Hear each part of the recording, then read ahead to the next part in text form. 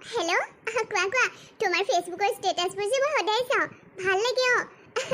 নাই নাই নাই সঁচা তুমি বহুত বেছি ধুনীয়া হয়তো লগ কৰিবৰ খুবেই মন যায় কিন্তু তুমি ইমান দূৰণিত থাকা মই কেনেকৈ তোমাক লগ কৰিম কি তুমি ইয়ালৈ আহিবা কেতিয়া মোৰ দাদাই যদি দেখে ডাঙৰ কথা হ'ব কিন্তু ক'ত লগ কৰিম মই তোমাক মই ডিসাইড কেনেকৈ কৰিম কাৰণ মই এইবোৰ জামালাত ফচি পোৱা নাই ঠিক আছে মোৰ বান্ধৱী হয় তাই তাইৰ নাম কবিতা ঠিক আছে কবিতাহঁতৰ ঘৰলৈকে আহিবা কবিতাৰ দেউতাক ইয়াত নাথাকে নহয় হায়দৰাবাদত থাকে মাক ঘৰত থাকে কিন্তু মাক নামঘৰলৈ যোৱা সময়ত আহিবা তুমি ঠিক আছে দিয়া হ'ব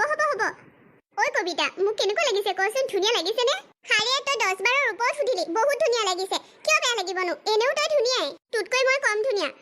ল'ৰাজন আহিবলৈ তোকেহে পছন্দ কৰিলে এনেও ফোনত তোৰ কথা মোক বেছিকৈ সুধি থাকে তইনো আজি ৰঙা চুইটাৰযোৰ কিয় পিন্ধিছ নিপিন্ধিবিচোন তোক দেখি একেবাৰে পছন্দ কৰি ল'ব শুনচোন মোৰ যি পছন্দৰ কাপোৰ থাকে সেইবোৰকে মই পিন্ধো তোক বয়ফ্ৰেণ্ডে মোক পছন্দ কৰক বুলি মই এইযোৰ পিন্ধি থকা নাই আৰু মা নামঘৰৰ পৰা আহি পাবহি তাৰ আগতে জলদি কৰ কোন আহিব ভালদৰে মাতি দে ফোন কৰি তহঁতৰ ঘৰলৈ এনেকৈ লগ কৰিবলৈ মতাৰ বাবে তই মানে বেয়া পাইছ হ'ব যা নামাতো মানে এবাৰ পৰা নামাতো আৰু আমাৰ ঘৰত অলপ অসুবিধা পাবেহে চা আমাৰ ঘৰতো ইমান সুবিধা নাই যে ল'ৰা আহিব লগ কৰিবি মা নামঘৰলৈ গৈছে মা আহিলে কথা কিন্তু বহুত বেয়া হ'ব ওচৰ চুবুৰীয়া মানুহে লগাই দিলে তাতোতকৈও বেয়া হ'ব তেতিয়া মই কিবা এটা মেনেজ কৰিমেই যেনিবা মোৰ ফ্ৰেণ্ড বুলি তই যি কৰ না মানে তালৈ ফোন কৰ সি কিয় ইমান দেৰি আহি পোৱা নাইকিয়া ঐ কবিতা শুনচোন আহিব বাৰু সি তই মোক সঁচাকৈ কচোন মই এই ধুনীয়া চুইদাৰযোৰ যে পিন্ধি আছো মোক দেখিবৰ বাৰু ধুনীয়া লাগিছেনে মানে তোতকৈ বেছি ধুনীয়া লাগিছে নে মোক আৰু চা মোৰ মূৰটো গৰম নকৰিবি তই এনেও ধুনীয়া মোতকৈ ধুনীয়া লগা বুলি আৰু কি কথা আছে লাগিছে দে তই মোতকৈ ধুনীয়াই হয় দে হাই হাই আহিলা হেল্ল' কবিতা হাই বহ কবিতাক পিছতে মাতিবা আহা বহা মানে তুমি আৰু মই ইয়াতে বহো কবিতাই আমাৰ বাবে চাহ বনাওকগৈ ৰ'বা তোমাৰ লগততো সদায় কথা পাতিয়ে থাকোঁ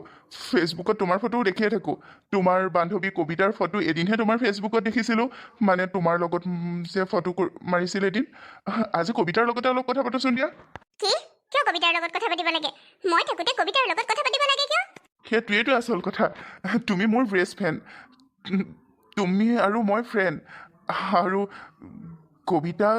লগত মোৰ কিছুমান কথা আছে যিবোৰ তোমাৰ দ্বাৰা কবিতাক ক'ম বুলি ভাবিছিলোঁ কিন্তু সেইখিনিলৈ মোৰ সাহস নহ'লে আজি সন্মুখতে কবিতাক লগ পাই গ'লোঁ আৰু কবিতা তুমি বহুত বেছি ধুনীয়া তুমি ফটোত যিমান ধুনীয়া তাতকৈ বেছি ধুনীয়া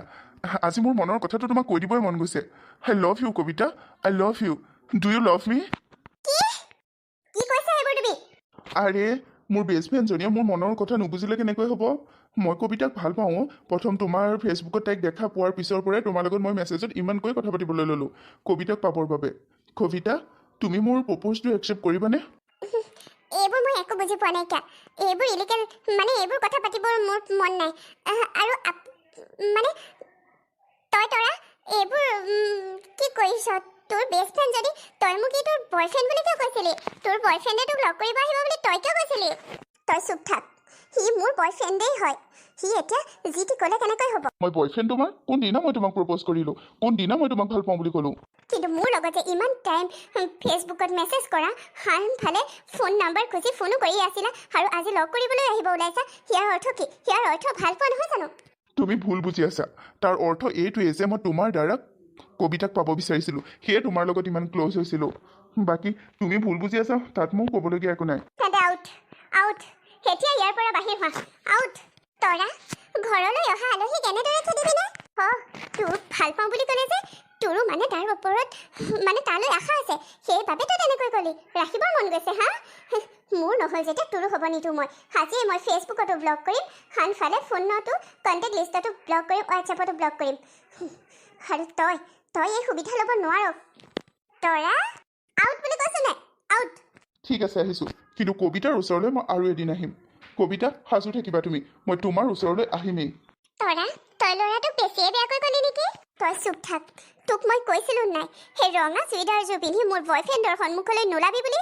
তই সকলো শেষ কৰি দিলি ওলালি তোৰ এইটো চক্ৰান্তই আছিলি তই তাক পাবলৈ আশা কৰি আছিলি কিন্তু সিচোন তোক বেষ্ট ফ্ৰেণ্ড বুলিহে ভাবো বুলি ক'লে তোক চুপ থাকিব কৈছো নে আহিছোঁ মই সেই তৰাজনীও যে বহুত অবুজন আৰু সি এনেকৈ তৰাৰ মৰি নাযাওঁ সেইবোৰ কেনেকুৱা সাহসী ল'ৰাহে মই তোমাক কৈছিলোঁ নহয় এদিন তোমাৰ ওচৰলৈ আহিম বুলি আহিলোঁ দেখিছা আৰু এতিয়া তুমি আৰু মই আমাৰ লাভ ষ্টৰীত এতিয়া ভিলেইন হ'বলৈ কোনো নাইকিয়া নাই তৰাও আমাৰ প্ৰথম চাৱনি প্ৰথম দেখা দেখিত আমাৰ মাজত যে যিবোৰ হৈছিল মানে প্ৰথম চাৱনিতে মই তোমাক ধুনীয়া দেখিছিলোঁ তুমিও প্ৰথম চাৱনিতে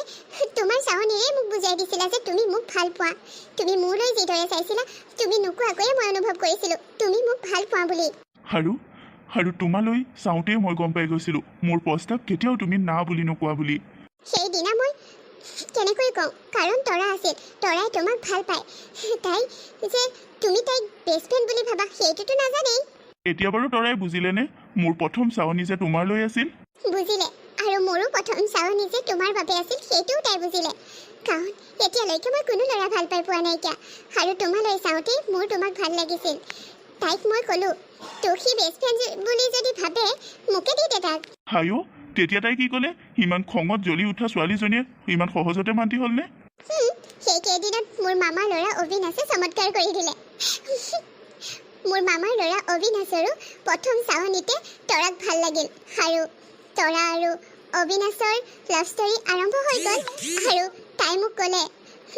মোৰ ফেচবুকৰ চিনাকি ল'ৰাজনে যেতিয়া তোকেহে পচন্দ কৰে তয়ে তাৰ কথা ভাব আৰু মই তাৰ কথা নাভাবোঁ আৰু এতিয়া অবিনাশেই হ'ব মোৰ বাবে অহ কিন্তু অবিনাশ মানে অলপ হেণ্ডচম মোতকৈও হেণ্ডচম নে মোৰ মামা ল'ৰা হয় হেণ্ডচম নহয় বুলি কেনেকৈ ক'ম কিন্তু মোৰ বাবে তোমাতকৈ হেণ্ডচম আৰু কোনো হ'ব নোৱাৰে বাৰু ঠিকে আছে তৰাৰ লাভ ষ্টৰীও হেপী হওক তাইও এনজয় কৰক তাইও মানে এদিন সফল হওক অঁ মোৰ মামা আৰু মামীও তৰাক পচন্দ কৰিছে তৰা অবিনাশৰ বিয়া হ'ব অহা মাহতে তোমাকো ইনভাইট কৰিব যাব লাগিব কিন্তু মই মোৰ মাক তোমাৰ ফটো দেখালোঁ মোৰ মাৰ ফালৰ পৰা কোনো আপত্তি নাই মায়ে দেউতাক ক'লে দেউতাই বোলে তোমাৰ দেউতাক চিনি পায় এতিয়া আমাৰো বেছি দিনৰ মানে এনেদৰে লুকাই চুকাই লগ কৰিব নালাগে আমাৰো বিয়া অতি সোনকালেই হ'ব প্ৰথম চাৱনিতে মই তোমাৰ মনৰ ভাষা বুজিছিলোঁ আৰু তুমি মোৰ মনৰ ভাষা বুজিছিলা প্ৰথম চাৱনিতে এতিয়া গোটেই জীৱন আমি থাকিম একেলগে তৰাই ফোনত কথা পাতি পাতি আমাৰ ঘৰলৈ তোমাক ইনভাইট কৰিলে আৰু এতিয়া আমাৰ ৰিলেশ্যন আগবাঢ়ি গ'ল আমাৰ লাভ